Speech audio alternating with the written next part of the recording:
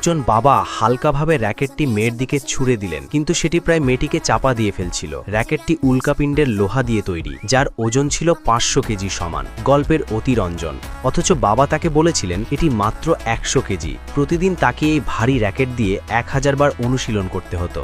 বাবার বিশ্বাস ছিল আসন্ন টেবিল টেনিস টুর্নামেন্ট জিতে হলে এভাবেই কঠোর প্রশিক্ষণ দরকার। মেয়েটি প্রতিদিন কঠোর পরিশ্রম করত।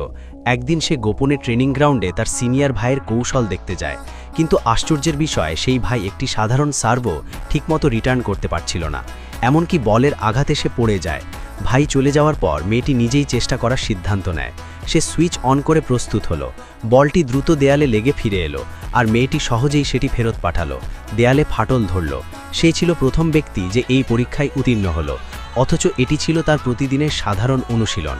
তার চলে যাওয়ার পর শব্দ শুনে কোচ সেখানে আসেন। দেয়ালের ভেতর গেঁথে থাকা বলটি বের করতেই পুরো দেয়াল ভেঙে পড়ে। কোচ বুঝলেন যে এই বল মেরেছে সে অসাধারণ প্রতিভাবান। তিনি নির্দেশ দিলেন তাকে খুঁজে বের করতে। যদি তাকে দলে নেওয়া যায় তবে তারা নিশ্চিতভাবে বিশ্ব টেবিল টেনিস চ্যাম্পিয়নশিপ জিতবে। টুর্নামেন্টের দিনে কোচ দল নিয়ে ভেন্যুতে প্রবেশ করেন, কিন্তু তিনি জানতেন না যে যাকে খুঁজছেন সে তার নিজের দলেই আছে। সেই গ্রামের মেয়ে যাকে সবাই তুচ্ছ তাচ্ছিল্য করত। কিন্তু মেয়েটি কারোর কথায় কান দিত না। সে নিজের শক্তিতেই প্রমাণ করতে চেয়েছিল। প্রথম রাউন্ডে প্রতিযোগিতার লক্ষ্য ছিল বল দিয়ে বোতল ভাঙা। যে বেশি বোতল ভাঙবে সেই বিজয়ী। প্রথমে প্রতিপক্ষ মাঠে নামে। সে সর্বশক্তি দিয়ে র্যাকেট ঘুরিয়ে এক আঘাতেই সব বোতল ভেঙে ফেলে। দর্শকরা উল্লাসে ফেটে পড়ে। এরপর মেয়েটির পালা। ভারী র্যাকেট হাতে নিয়ে সে প্রায় ধরতেই পারছিল না। একটিও বোতল ভাঙতে পারল না। সবাই হাসতে লাগলো, তাকে হাল ছাড়তে বলল। প্রতিপক্ষ তার কোচকেও অপমান করল।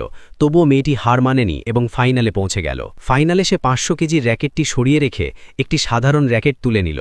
প্রতিপক্ষ বিপদের আভাস পায়নি, বরং তাকে নিয়ে ঠাট্টা করছিল। মেয়েটি তার সব দক্ষতা প্রয়োগ করে সর্বশক্তি দিয়ে বল মারল।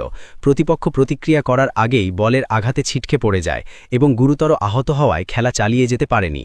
শেষ পর্যন্ত অবহেলিত সেই গ্রাম্য মেয়েটিই বিজয়ী হল। নিজের পরিশ্রম, সাহস আর আত্মবিশ্বাস দিয়ে সবার ভুল প্রমাণ করে দিল।